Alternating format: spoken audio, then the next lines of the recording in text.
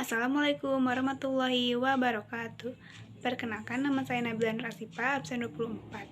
Saya di sini akan mempresentasikan tentang reproduksi manusia. Sistem reproduksi pada manusia. Produksi, makhluk hidup berproduksi bertujuan untuk mempertahankan keberadaan jenisnya. Demikian juga manusia memproses reproduksi diatur oleh sistem reproduksi. Manusia memiliki dua jenis, yaitu laki-laki dan perempuan.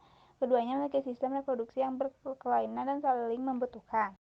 Nah, selanjutnya ada alat-alat reproduksi pada manusia. Alat reproduksi laki-laki terdiri dari sepasang testis, saluran-saluran kelamin, kelenjar-kelenjar tambahan, dan penis.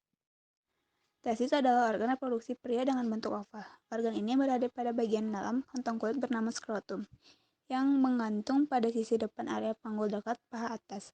Secara umum, pria mempunyai testis yang berukuran sekitar 5 cm. Selanjutnya ada saluran kelamin, yang mempunyai beberapa bagian. Vesa efferentis menampung sperma. Epidimis mengabsorpsi sperma hingga kental dan menyimpan sperma sementara 3 minggu. Vas deferens, saluran penghubung epidimis dengan ureter pada penis. Di bagian ujungnya terdapat saluran ejakulasi. Ureter merupakan saluran untuk mengeluarkan sperma dan urin.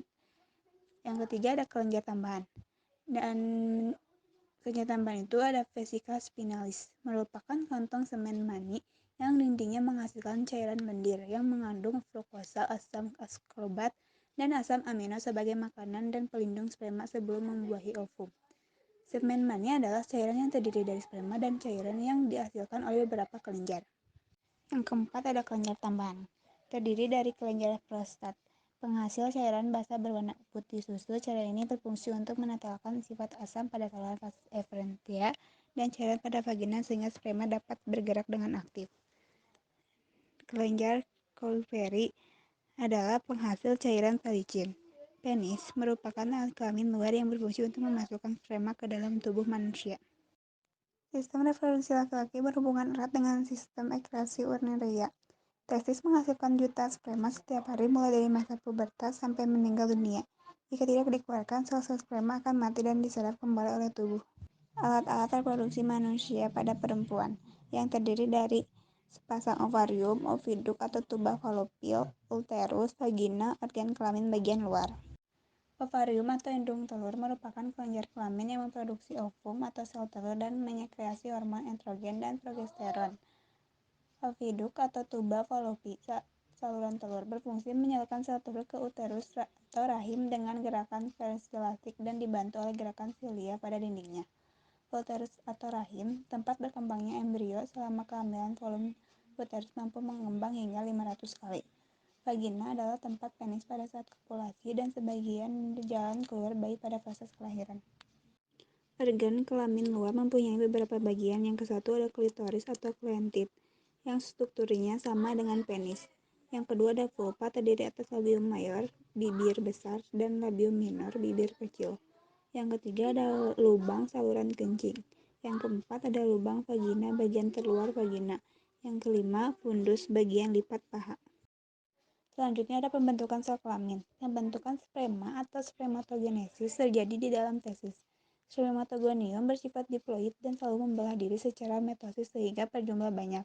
Sebagian spermatogonium membesar menjadi spermatosis primer. Spermatosis primer terus membelah diri secara meiosis membentuk spermatosis sekunder. Spermatosis sekunder membelah diri kembali secara meiosis menjadi spermatid. Spermatid berdiferensiasi menjadi sperma. Tiap-tiap sperma memiliki jumlah kromosom setengah dari jumlah kromosom spermatogonium.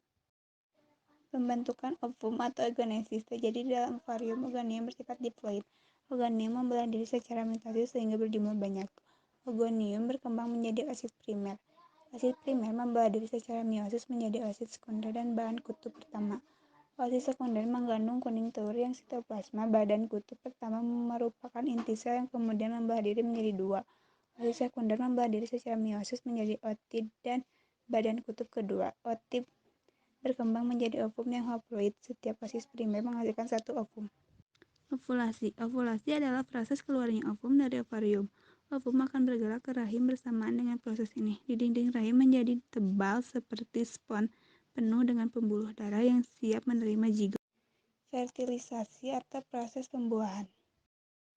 Fertilisasi adalah proses perlemburan antara satu sel sperma dengan satu sel telur ovum yang sudah matang. Pembuahan adalah pelemburan dua gamet yang dapat berupa nukleus atau sel-sel bernukleus untuk membentuk sel tunggal atau pelemburan nukleus. Biasanya melibatkan penggabungan sitoplasma dan penyatuan bahan nukleus. Kehamilan. Setelah zigot terbentuk, zigot langsung membelah diri menjadi 2, 4, 8, 16, dan seterusnya. Hasil pembelahan berupa sekelompok sel dengan ukuran yang sama, mirip buah RD disebut morula. Morula akan terus membelah sampai terbentuk blastosit. Tahap ini disebut blastula. Rongga di dalam blastula disebut blastosol. Dalam waktu bersamaan, dinding rahim menebal penuh dengan pembuluh darah siap menerima zigot. Zigot menempel pada dinding rahim untuk berkembang.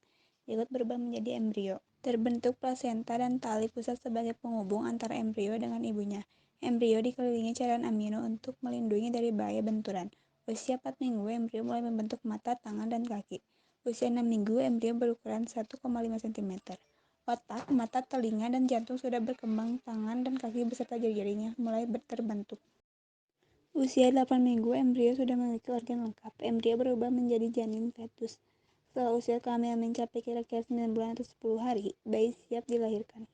Yang terakhir ada menstruasi. Bila ovum tidak dibuahi, dinding rahim yang telah menebal dan penuh dengan pembuluh darah akan rusak dan luruh atau runtuh. Bersama-sama dengan ovum, jaringan tersebut dikeluarkan melalui vagina dalam proses menstruasi atau haid. Sekian presentasi saya. Mohon maaf apabila ada kesalahan. Wassalamualaikum warahmatullahi wabarakatuh.